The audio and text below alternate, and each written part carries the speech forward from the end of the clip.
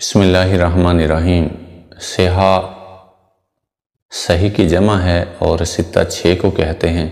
صحیح ستہ سے مراد حدیث مبارکہ کی 6 معتبر کتابیں ہیں۔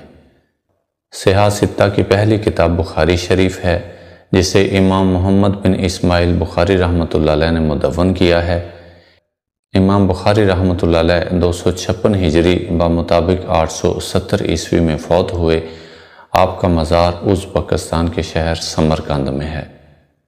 صحیح ستہ کی دوسری کتاب مسلم شریف ہے، جسے امام مسلم بن حجاج کوشیری نیشاپوری رحمۃ اللہ علیہ نے مدون کیا ہے۔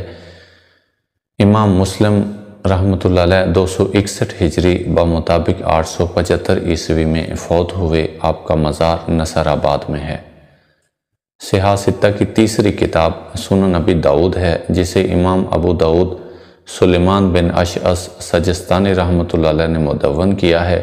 امام ابو داؤد رحمۃ اللہ علیہ 275 ہجری بمطابق 889 عیسوی میں فوت ہوئے۔ آپ کا مزار بصرہ میں ہے۔ صحیح ستہ کی چوتھی کتاب سنن نسائی ہے، جسے امام ابو عبد الرحمن بن شعیب نسائی رحمۃ اللہ علیہ نے مدون کیا ہے۔ امام نسائی رحمۃ اللہ علیہ 303 ہجری بمطابق 915 عیسوی میں فوت ہوئے۔ آپ کا مزار ترکمانستان میں ہے۔